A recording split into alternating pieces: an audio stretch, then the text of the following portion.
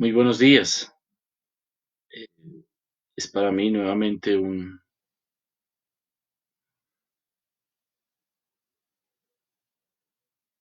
muy buenos días. Es para mí nuevamente un placer estar aquí con ustedes en esta mañana. Es un privilegio el poder abrir la escritura y compartir algo de lo que el Señor nos ha mostrado en estos días de cuarentena. Gracias a todos los que se conectan, a todos los que van llegando a la transmisión. Gracias por su tiempo. Gracias por tomarse estos minutos para escuchar acerca de la palabra de Dios. Es nuestro eh, privilegio compartirla y es nuestro anhelo y nuestra petición al Señor que Él hable a nuestros corazones en esta mañana. Pero antes de iniciar, quiero invitarles a que empecemos con una oración antes de ir a la Escritura, para pedir que sea el Espíritu Santo quien nos guíe en esta mañana al conocimiento. Así que oremos.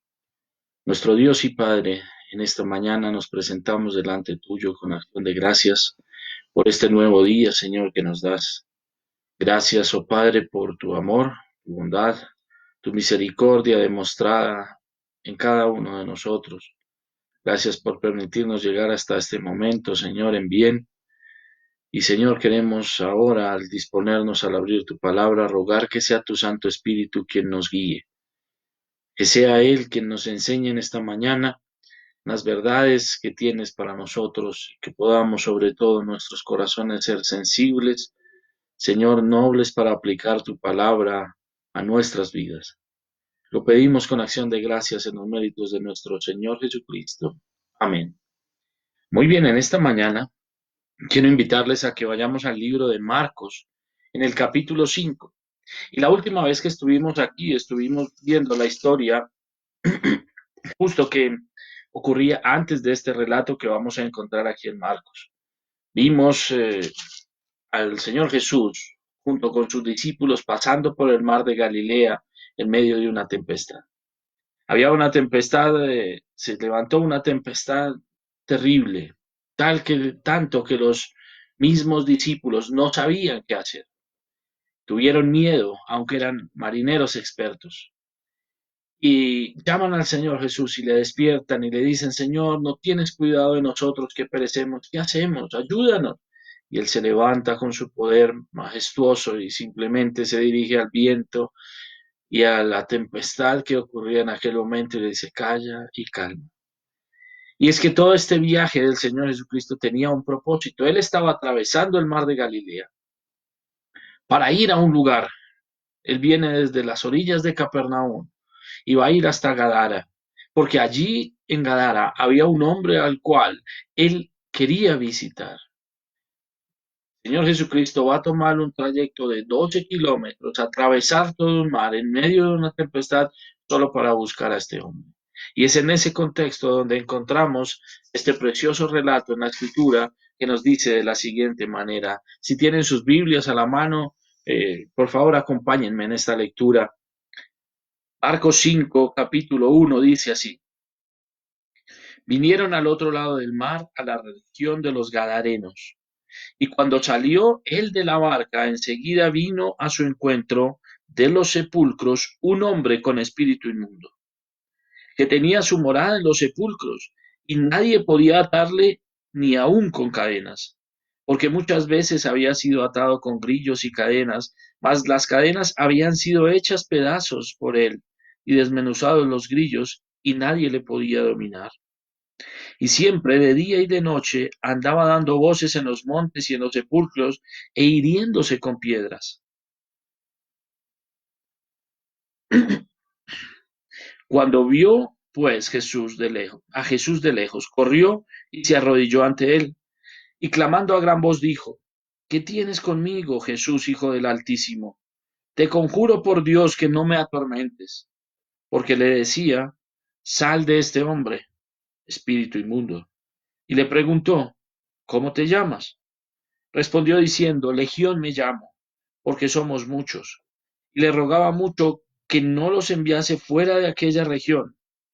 Estaba allí cerca del monte un gran hato de cerdos paciendo, y le rogaron todos los demonios, diciendo, envíanos a los cerdos para que entremos en ellos. Y luego Jesús les dio permiso, y saliendo aquellos espíritus inmundos entraron en los cerdos, los cuales eran como 2000, y el hato se precipitó en el mar por un despeñadero, y en el mar se ahogaron. Y los que apacentaban los cerdos huyeron, y dieron aviso en la ciudad y en los campos, y salieron a ver qué era aquello que había sucedido. Vienen a Jesús y ven al que había sido atormentado del demonio y que había tenido la legión sentado, vestido y en su juicio cabal. Y tuvieron miedo. Y les contaron lo que habían visto, cómo le había acontecido a aquel que había tenido el demonio y lo de los cerdos. Y comenzaron a rogarle que se fuera de sus contornos. Al entrar él en la barca, el que había estado endemoniado le rogaba que le dejase estar con él. Mas Jesús no se lo permitió, sino que le dijo, vete a tu casa, a los tuyos, y cuéntales cuán grandes cosas el Señor ha hecho contigo, y cómo ha tenido misericordia de ti. Y se fue y comenzó a publicar en Decápolis cuán grandes cosas había hecho Jesús con él, y todos se maravillaban. Y aquí tenemos un relato nuevamente de los tantos milagros que el Señor Jesús iba a realizar. Y aunque vimos en nuestro estudio pasado que el Señor ya había sacado muchos demonios, el Señor ya había expulsado algunos demonios de algunos hombres cuando estuvo en la casa de Pedro, cuando sanó a su suegra. Este relato parece tener algo relevante, algo importante, y por eso el Espíritu Santo nos lo deja plasmado aquí. Y es que los discípulos venían reciente de salir de una tormenta, de algo que había puesto su vida en peligro. Y ahora se van a encontrar con un hombre al cual nadie se le podía acercar porque les causaba daño. Tanto que los moradores de aquella ciudad habían pensado por algún momento que ellos tal vez podían controlar a ese endemoniado que tenían.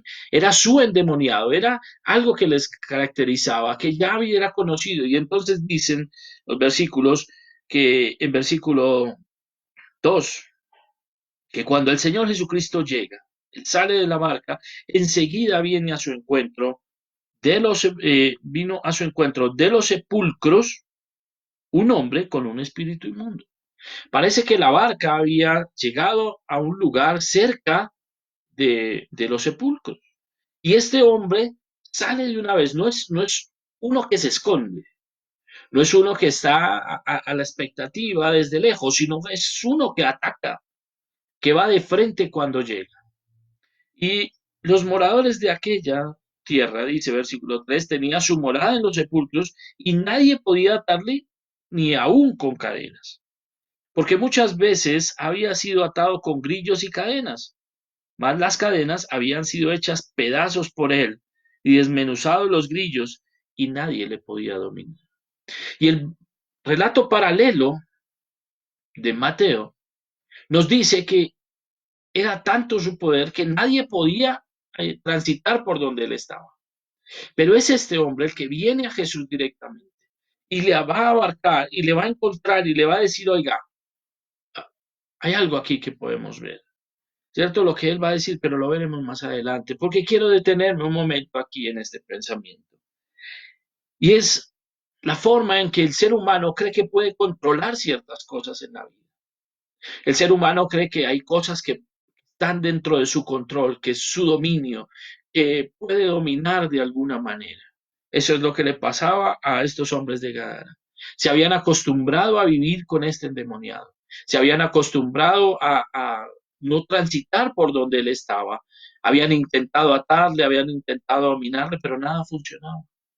Y creo que a veces nos ocurre así al ser humano en general. La mayoría de las veces creemos que por nosotros mismos podemos controlar ciertas cosas de nuestra vida. Hay un dicho popular que dice que si tenemos la suficiente fuerza de voluntad podemos hacer todo lo que queramos. Si nos esforzamos, si hacemos todo desde nuestra voluntad, vamos a poder controlar o dominar todas las situaciones que queramos, pero eso es una gran mentira. Eso es algo que el mundo nos ha vendido como algo cierto, pero que no lo es. Hay aspectos de nuestra vida que nosotros no podemos controlar, que no podremos dominar tal vez nunca, y que por más que nos esforcemos, será como las cadenas o los grillos que ponían estos hombres, que eran imposibles de sostener algo que había dentro. Y es lo que al hombre le ocurre con el pecado. El pecado es algo que nosotros por nosotros mismos no podemos controlar. El ser humano cree que de alguna manera puede jugar con el pecado. Es decir, yo puedo hacer ciertas cosas, pero a mí eso no me va a dominar. Si uno le pregunta a una persona que es alcohólica, va a decir, bueno, sí, yo tomo de vez en cuando, pero yo me controlo. Yo sé hasta dónde puedo llegar. Si uno le pregunta a quien es violento, va a decir, no, yo sé, pero es que yo sé en qué momento reaccionar y yo sé controlarme y yo puedo manejar eso. Y así con cada uno de los pecados que encontramos en la vida del ser humano. Creemos, por alguna extraña circunstancia, que podemos tener el control de todo, que podemos tener el control de cada aspecto de nuestra vida, pero es una mentira. Es una mentira. Tal vez nos hemos acostumbrado como aquellos de aquella región a vivir con eso y de alguna manera creer que lo vamos a tener dominado, aunque no sea cierto. Creer es de alguna manera engañarnos a nosotros mismos pensando que podemos controlar situaciones que no podemos controlar. Y entre más nos tardemos en identificar este problema en nuestras vidas, más tarde vamos a identificar que hay alguien que puede ayudarnos o que necesitamos ayuda. Generalmente cuando uno le habla a alguien que está en algún pecado, dice, no, yo lo manejo, tranquilo, déjeme, yo lo manejo. Si es el adulterio, si es cualquier otro pecado, dice, no, déjeme que yo ya sé cómo voy a arreglar esto. Pero la verdad es que somos incapaces de controlarlo. Y no estoy hablando solo de aquellos pecados que son fácilmente reconocibles, ¿cierto? Porque he mencionado algunos como el alcoholismo, tal vez la fornicación, sino que en realidad a mi mente vienen otro tipo de pecados que son más sutiles, que son más simples y que parecen menos ofensivos o menos graves que los demás. Estoy pensando en pecados como la ansiedad. ¿Alguna vez han considerado la ansiedad como un pecado? ¿O el egoísmo? ¿O el afán? Recuerden, Filipenses 4:6 nos dice, por nada estéis afanosos, sino que sean conocidas todas vuestras peticiones delante del Señor. Y entonces, cuando pensamos en que eso también es un pecado, pero que como no es tan grave, yo lo puedo manejar, yo lo puedo controlar, es ahí donde justamente nos descuidamos y decimos, yo puedo tenerlo bajo control. Yo tengo mis propias cadenas para manejar mi ansiedad. Tengo mis propios grillos que le pongo a ese afán que tengo en la vida diaria. Yo no sé si a ustedes les ha pasado que notan que vivimos en un mundo cada vez más rápido.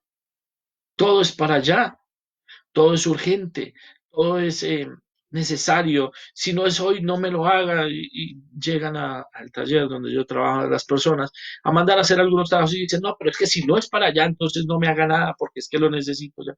Y todo el mundo parece que viviera de eso. Y nosotros mismos hemos sido contagiados, hablo del ser humano, muchas veces por ese afán, por esa ansiedad. Salimos de nuestras casas apurados, todo el tiempo corremos, vivimos en una sociedad de consumo, de un afán impresionante y salimos y cuando nos encontramos con alguien que va a un ritmo distinto al de nosotros, quisiéramos casi que acabarlo, ahorcarlo y decirle, oiga, muevas. Y cuando menos lo pensamos, llegamos a la esquina de la casa y encontramos a otro, o si es el carro, si es el tráfico, y vamos a empezar a encontrar una cantidad de cosas que van a estorbar nuestro afán. Y empezamos a renegar. Y empezamos a decir, pero ¿por qué no se mueve? Y lo que comenzó como una ansiedad, como un afán, va a terminar en un reproche hasta con Dios mismo. Porque vamos a decir, pero ¿por qué me pasa esto? ¿Por qué Dios permite esto? Y nos volvemos unos renegadores compulsivos. No sé si les ha pasado. Me ha pasado. Y he tenido que confesarle al Señor, Señor, Esto es lo que... Porque ese pecado es uno con el que uno lucha y que no puede controlar y entre más me tarde en reconocerlo, más me voy a tardar en saber o en buscar una ayuda como la que el Señor. Entonces no tenemos en nosotros la habilidad muchas veces para dominar ciertas situaciones. No tenemos la habilidad para controlar ciertas cosas en nuestra vida. Hay alguien que sí la tiene. Y ese es nuestro precioso Señor Jesucristo. Es maravilloso saber que aún en medio de esas situaciones simples de la vida, Dios está ahí.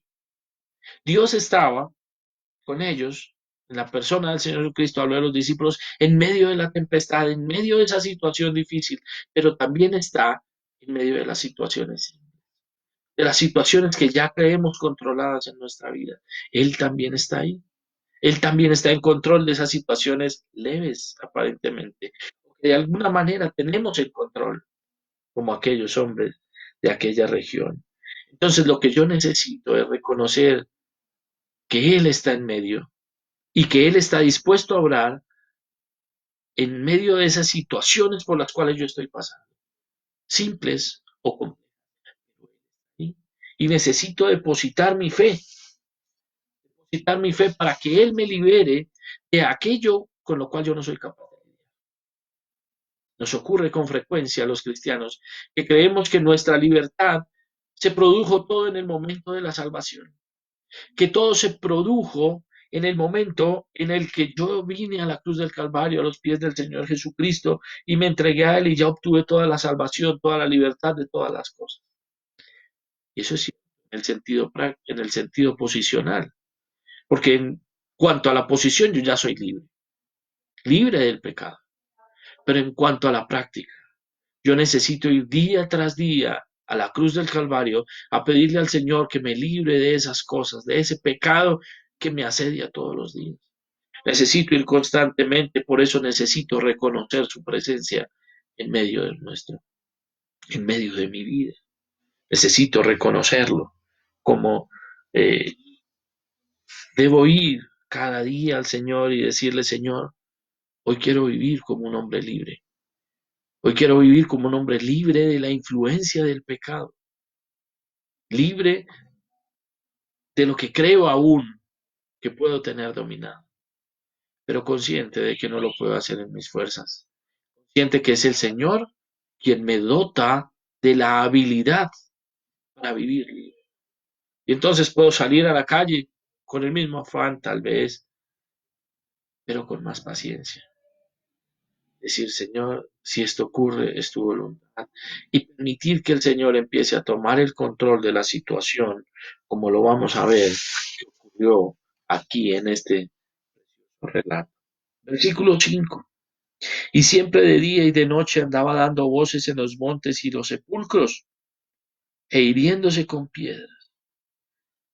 Y yo me imagino a este hombre andando de noche por los sepulcros, y no me imagino que andaba dando alabanzas, sino hay gloria a Dios en las alturas y cosas, sino me imagino que sus voces, eso que él proliferaba, era como solemos ver en las calles a muchas personas con malas palabras, renegando, diciendo cosas en contra de Dios mismo. Este hombre andaba entonces de día y de noche, dando voces en los montes y en los sepulcros, e hiriéndose. Su situación había llegado a tal punto que no solo hería a los demás, sino se hería a sí mismo, se lastimaba a sí mismo. Y es que el pecado, lo primero que produce, bueno, el primero que produce un daño visible es en la misma persona quien peca. A veces creemos que los pecados son contra los otros. Y entonces yo peco y le hago daño al otro. Y a mí no me pasa nada. Y yo puedo decirle una mentira. Y yo puedo darle un golpe. Y a mí no me pasa nada. Pero no es así. El pecado produce daños en nosotros mismos. Cada vez que lastimamos a otros, nos lastimamos a nosotros mismos, aún sin saber que lo estamos haciendo. Este hombre entonces andaba por los montes y no me imagino cómo debía ser para aquellos habitantes de Gadara, el que uno de sus familiares muriera y tuviera que ser sepultado. Porque si aquel hombre estaba por allá, yo me imagino que había cierto miedo, cierto temor de ir a enterrar a alguien, porque decían, bueno, ¿y ahora? ¿Y qué hacemos? ¿Y si está por ahí? ¿Y si anda gritando cosas? Y cierto, es como cuando a uno se le acerca una persona violenta, uno dice, bueno, ¿y ahora con qué viene? ¿Y qué va a traer? Y está uno ciertamente a la defensiva de estas personas. Cuando vio, pues, versículo 6 a Jesús de lejos, corrió y se arrodilló ante él. Y este hombre corre delante del Señor Jesucristo, pero no porque haya reconocido ni porque haya entendido que tenía necesidad de él. No corre a darle la gloria a Dios, no corre a glorificar al Señor Jesucristo, sino que corre a hacerle una petición. Dice, versículo 7, clamando a gran voz dijo, ¿qué tienes conmigo, Jesús, Hijo del Altísimo? Te conjuro por Dios que no me atormentes. Él no está diciéndole, Señor Jesús, te reconozco como Hijo del Altísimo, por favor, ayúdame, sálvame, líbrame de esta situación. Él no está haciendo eso. Él lo que está diciendo es, te conjuro, te ruego por Dios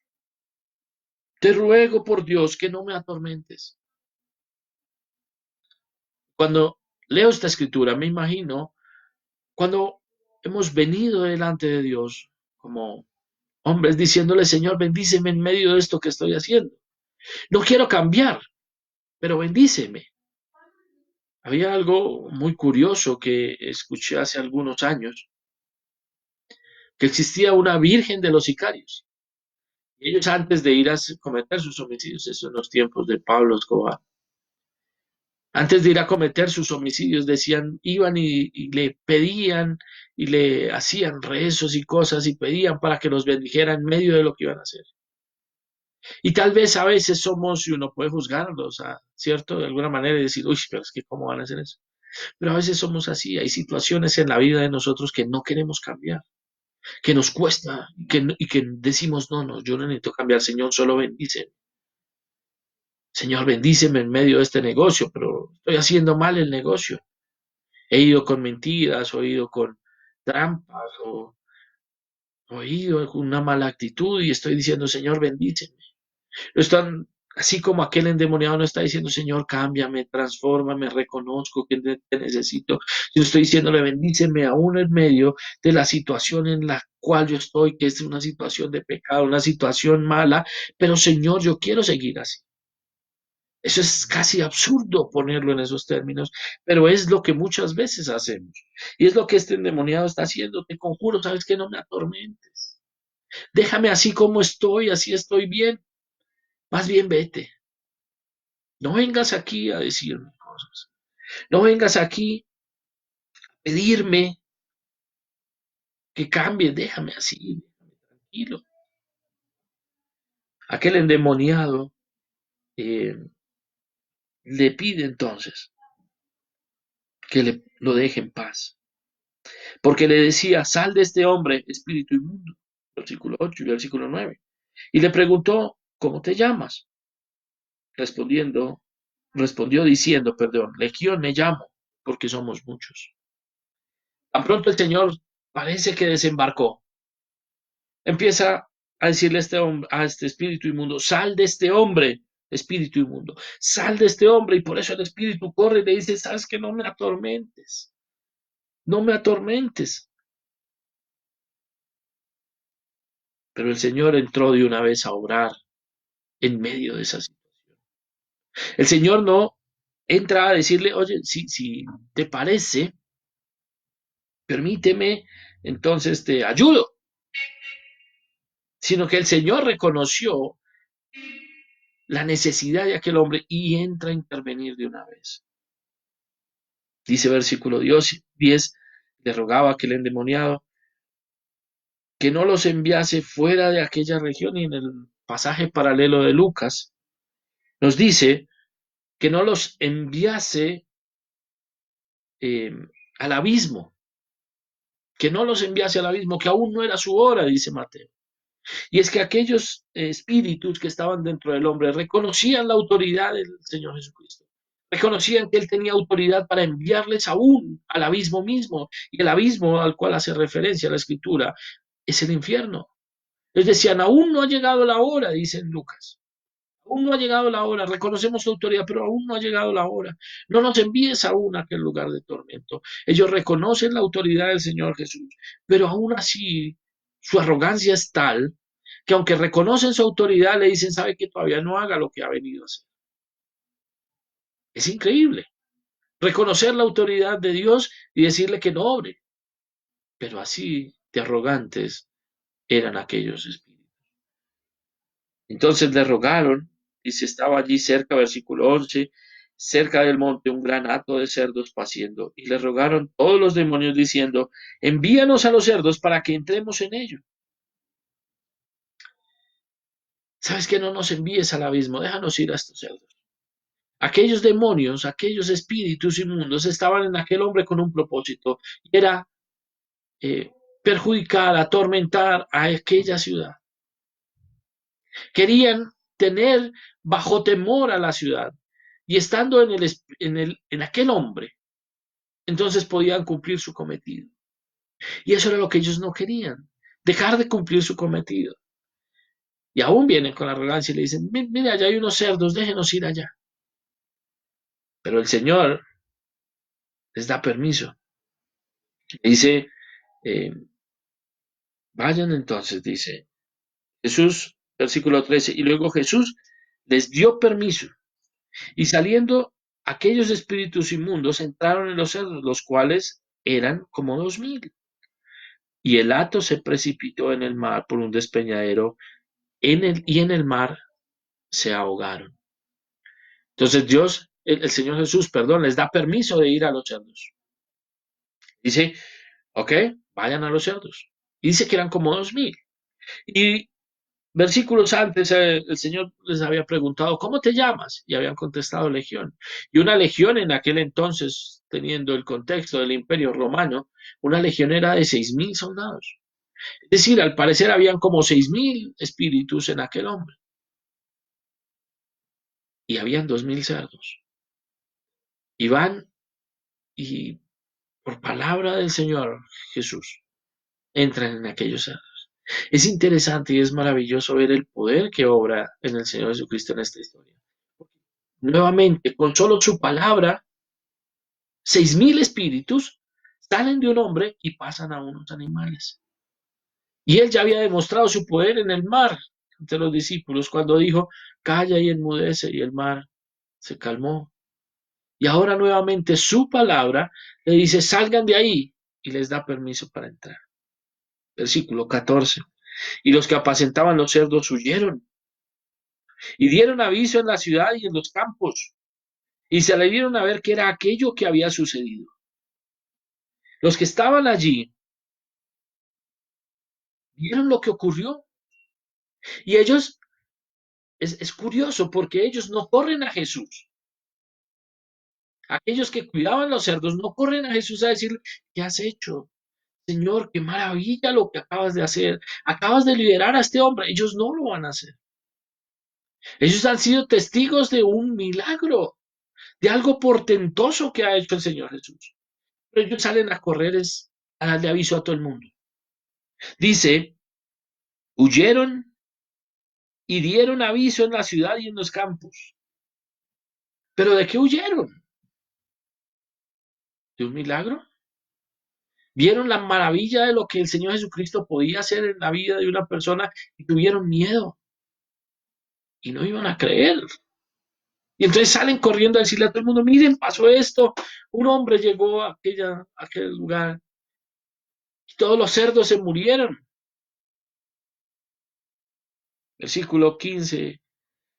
Vienen a Jesús, esto es, no solo ellos, sino los moradores de aquella región, como nos lo relata el texto paralelo de Mateo.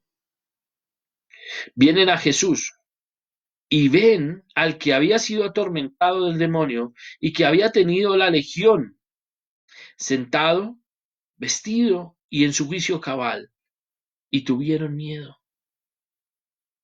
Cuando vieron lo que el Señor Jesucristo había hecho en él, no se alegraron, no se maravillaron, no dieron gloria a Dios. Dice que tuvieron miedo.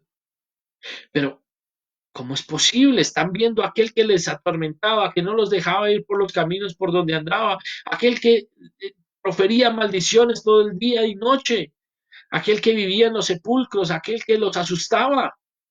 Lo ven vestido, sentado y en su juicio cabal y tienen miedo. Es curioso, pero es una realidad. El mundo puede ver las maravillas de lo que Dios hace. El mundo puede experimentar aún en carne propia un milagro de parte de Dios. Pero en vez de volver su corazón a Él, sienten miedo. Pasó a aquellos. Sintieron miedo. Y les contaron los que habían visto cómo le había acontecido al que había tenido el endemoniado y lo de los cerdos. Primero cuentan, oiga, mire, él estaba así, así, vienen y salen y luego se van a los cerdos y se mueren todos los cerdos. ¿Saben qué ocurre en el ser humano? Miren, es interesante. Versículo 17. Comenzaron a rogarle que se fuera de sus contornos. Tal vez aquellos que vinieron no estaban pensando en lo que el Señor Jesucristo había logrado hacer en aquel hombre. No estaban conscientes de que les había librado, le había librado de 6,000 demonios, de que ahora el pueblo podía transitar libremente por donde él estaba antes, que ya nadie les iba a hacer daño, que nadie los iba a buscar, que él mismo ya nos iba a hacer daño. Eso no fue tan relevante. Parece que lo relevante es que sus cerdos se murieron. Ellos tal vez estaban pensando en su economía, estaban pensando, oiga, ¿y 2,000 cerdos se nos murieron? No, no, mejor que se vaya. Es que son 2,000 cerdos. Y yo encuentro un gran paralelo con lo que estamos viviendo en nuestra actualidad. Renegamos de lo que está ocurriendo. Y sí estamos en medio de una situación un poco difícil de salubridad. Y necesitamos estar en casa. Y son las normas y hay que cumplirlas. Pero ¿cuántos de nosotros renegamos de lo que está sucediendo? ¿Cuántos de nosotros estamos pensando en la economía? ¿Cuántos decimos, oiga, pero es que mi negocio se cayó, es que mis ventas no están, o es que mi patrón me va a dejar sin empleo? Es que estoy pensando en el futuro, es que estoy pensando en la economía de mi casa y todo se nos desboronó y teníamos planes y habíamos trazado metas y no vamos a poder cumplir. Y la parte económica muchas veces toma una relevancia que no debería tener. ¿Qué sabemos nosotros de cuántas cosas nos está librando el Señor al tenernos en casa? ¿Qué sabemos nosotros de cuántas cosas hemos sido librados estos 15 días, 18 días, 17 días que llevamos en casa? El Señor nos ha librado de muchas cosas. Y en vez de estar agradeciéndole, estamos con la actitud de aquellos de la región. Oiga, Señor, pero nuestra economía, ¿sabe qué, Señor? Más bien váyase. Más bien déjeme, yo manejo esto. Señor, yo no quiero que intervengas en mis asuntos. Yo quiero, porque yo creo que con mis cadenas y mis grillos los tengo a control. Es lo que han hecho estos hombres. Están diciendo al Señor, oiga, Señor, ¿para qué vino a librarnos si nosotros ya lo teníamos bajo control? Y miren, ¿no? Miren lo que ha hecho. Acabó con 2,000 de nuestros cerdos. Comenzaron entonces a rogarle que se fuera de sus contornos. ¿Sabe qué, Señor Jesús? Váyase, váyase, yo no lo quiero aquí. Yo no quiero que afectes mi economía. Prefiero vivir con mis pecados ahí, teniéndolos en control, pero no quiero que afectes mi economía. Es triste, pero es una realidad. Al entrar él en la barca, versículo 18, el que había estado endemoniado le rogaba que le dejase estar con él. Maravillosa la actitud de este hombre. Cuando experimentó la misericordia de Dios, cuando experimentó el poder del Señor Jesucristo en su propia vida, no había otra cosa que él quisiera más que estar con su Señor. Él anhelaba compartir ese tiempo con Él, estar todo el tiempo con Él, vivir al lado de Él. Señor, yo me voy contigo. Señor, donde quiera que vayas voy a estar. Este hombre realmente estaba dispuesto a seguirle. Miren la diferencia con los endemoniados que vimos en nuestro estudio anterior. Dice que muchos fueron sanos y otros fueron librados de los demonios, vimos. Pero cuando Él le dice a algunos, oiga, venga, síganme. Dicen, no, no, no, yo estoy ocupado, déjame y después, déjame que vaya y entierre a mi padre, déjame que haga esto o aquello. No estaban dispuestos a seguirle, pero este hombre había experimentado la misericordia, el amor de Dios y el poder del Señor Jesucristo en su propia vida, y ahora estaba dispuesto a seguirle. ¿Hace cuánto experimentamos una sensación como esa? ¿Cuál era nuestro anhelo cuando vinimos al Señor Jesucristo? Le reconocimos como Señor, Salvador, le pedimos que entrara en nuestro corazón. ¿Cuál era nuestra sensación? ¿Cuál era nuestro deseo? ¿Que había en nuestro corazón? Había un profundo deseo por seguirle, por saber más de él, por pasar más tiempo leyendo la escritura, por orar más, por estar conociendo más de él, ávidos por escuchar su palabra. Pero parece que ese ánimo a veces se nos apaga, se nos va. Pero por eso el Señor escribe la carta que escribe en Apocalipsis y dice, has olvidado tu primer amor, tengo esto contra ti, has olvidado tu primer amor. Y espero no sea el caso de nosotros, que espero no sea el propio caso. Que el Señor no tenga que decirme, has dejado tu primer amor, sino que siga habiendo en mí un deseo ferviente, porque yo he sido beneficiario de la misericordia, del amor, y he visto el poder de Dios en mi propia vida. Y entonces tengo que moverme en ese sentido. Así como aquel que había sido endemoniado, ahora está dispuesto a dejar todo y a irse con él. Pero miren lo que ocurre. Versículo 19. Mas Jesús no se lo permitió, sino que le dijo, vete a tu casa, a los tuyos, y cuéntales cuán grandes cosas el Señor ha hecho contigo y cómo ha tenido misericordia de ti. El Señor le dice, ¿sabe qué? No es tiempo de que vayas conmigo. Si quiero que me sirvas, si quiero que estés conmigo, pero quiero que cumplas una misión. Y aquí viene a mi memoria el texto que dice que sacrificios no quiero, sino obediencia, dice el Señor. Y es lo que este hombre va a hacer. Versículo 20, y se fue y comenzó a publicar en Decápolis cuán grandes cosas había hecho Jesús con él y todos se maravillaban. Aquel hombre va a cumplir una misión dentro de esa Decápolis, que eran las 10 ciudades principales de aquel entorno. En 10 ciudades aquel hombre va a ir a publicar de la misericordia de Dios, de lo que el Señor Jesucristo iba a hacer. Este hombre lo que va a hacer es obedecer a lo que el Señor le ha ordenado. Su deseo era estar con él, pero su orden era ir a Decápolis. Y él va y lo hace. Y textos más adelante veremos, o pueden ver ustedes, lo que este hombre produjo en aquella Decápolis, aquellas 10 ciudades. Cuando el Señor Jesucristo vuelve después de algún tiempo a aquellos entornos, aquellas ciudades ya todo el mundo conocía, o la gran parte de la población conocía del Señor Jesús, porque el endemoniado, el ex endemoniado, había cumplido su tarea. Había ido a los suyos primero y les había contado lo que el Señor había hecho con él y cómo la misericordia de él le había afectado su propia vida positivamente. Este hombre había hecho justamente lo que deberíamos hacer al oír la palabra del Señor. Caso, obediencia, obediencia. Eso es lo que requiere Dios de uno que ha experimentado su misericordia y su amor. Al punto que dice, y todos se maravillaban. Todos estaban maravillados. ¿Todos quiénes? Todos los de aquella ciudad. Creo que incluso aquellos que sintieron miedo estaban maravillados. Y esa tarea creo que no iba a ser nada fácil para aquel hombre, porque todos lo conocían como el endemoniado, y más los de su casa.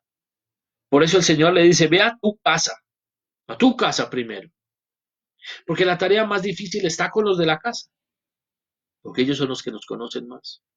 Ellos son los que saben cuáles son nuestras luchas, con qué luchamos, cuáles son nuestros pecados recurrentes. Ellos son los que nos conocen más. Y por eso es a ellos a los primeros que tenemos que ir. Aquellos que saben nuestras debilidades y nuestras fortalezas.